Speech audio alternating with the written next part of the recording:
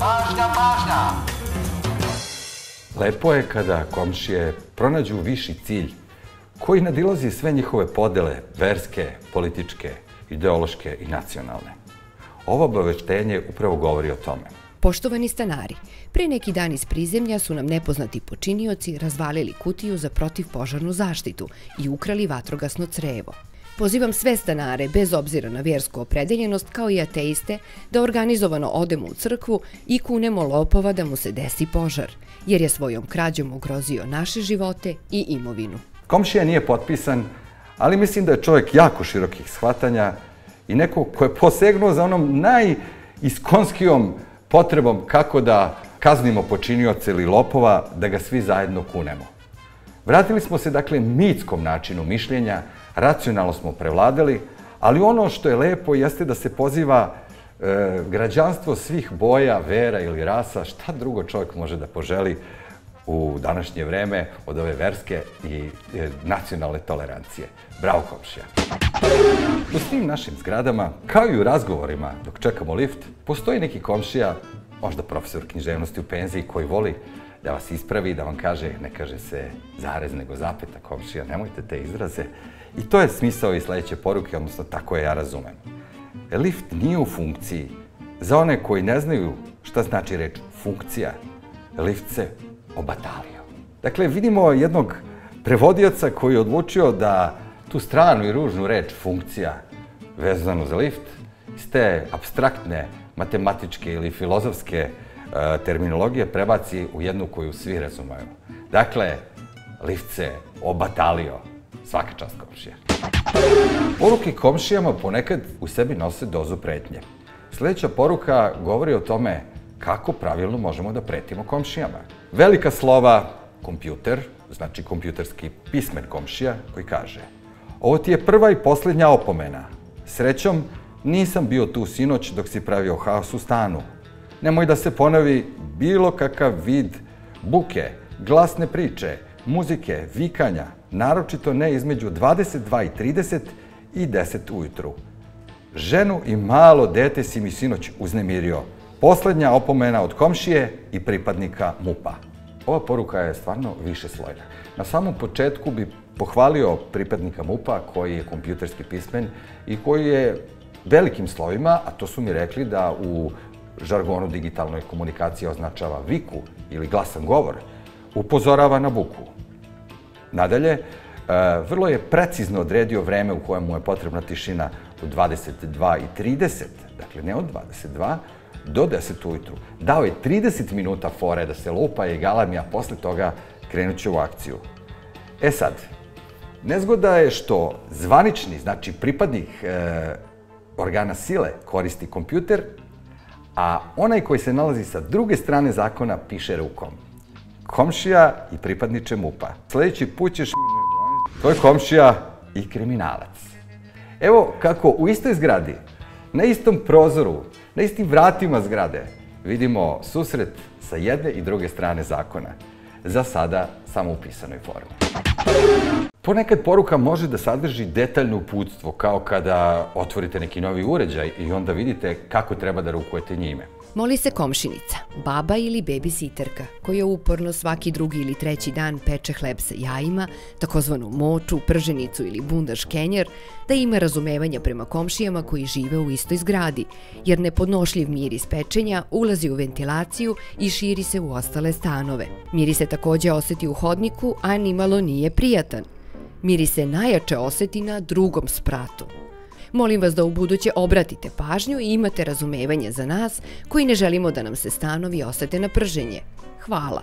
Analizom ove poruke, osim te činjenice da je napisana crvenim slovima, opet velikim slovima, što pa znači pojačan ton, na divan način je opisana multietnička sredina u kojoj se prženice, pofezne, bundaš, kenjer predstavljaju izraze za jednu istu stvar ili ti hleb s jajima. Također, ovdje vidimo da postoji u istoj zgradi jedna vrsta netrpeljivosti prema tradicionalnoj kuhinji koja hoće malo i da zamiriše.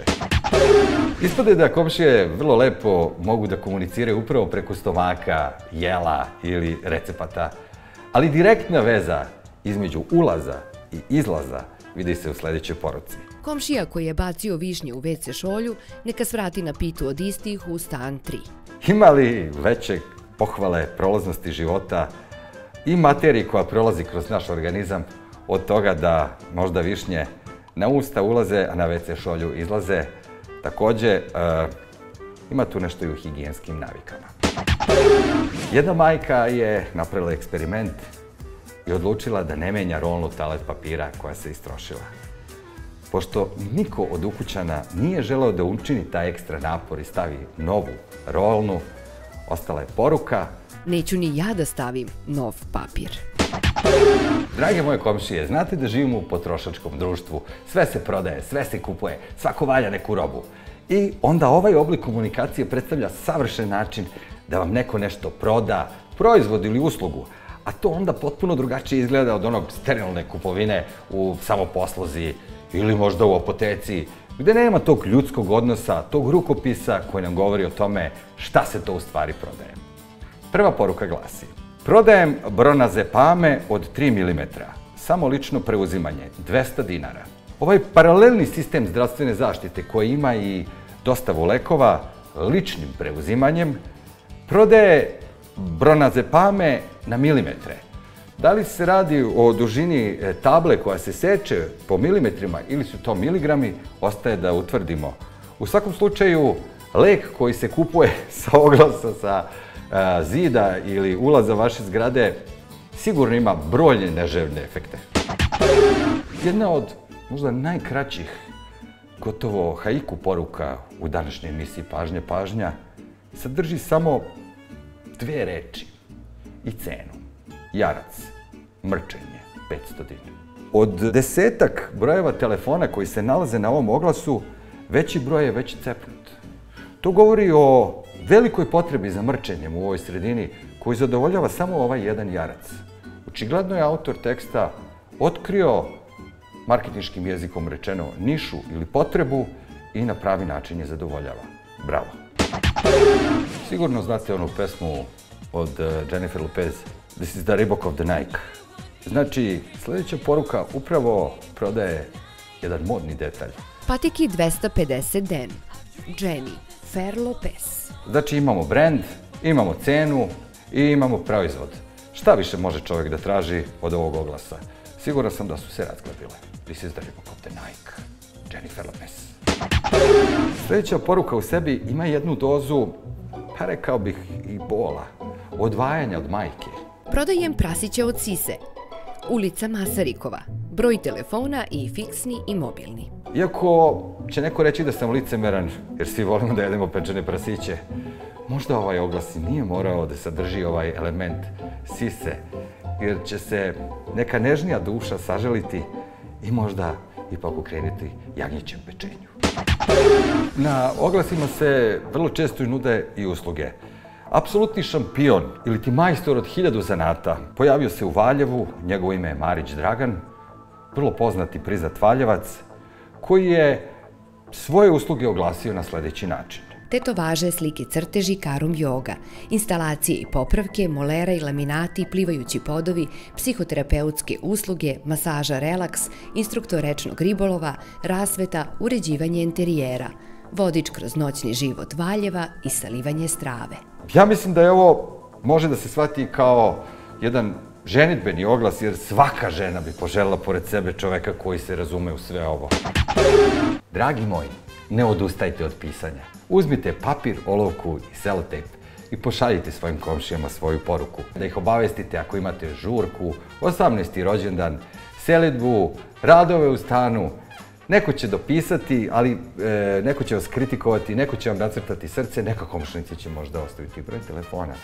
Sve u svemu, dobro je da i dalje imamo svoje drage komšije, jer znate kako se kaže Bog na nebu, komšija na zemlji. Drage moje komšije, pažnja, pažnja. Pažnja, pažnja!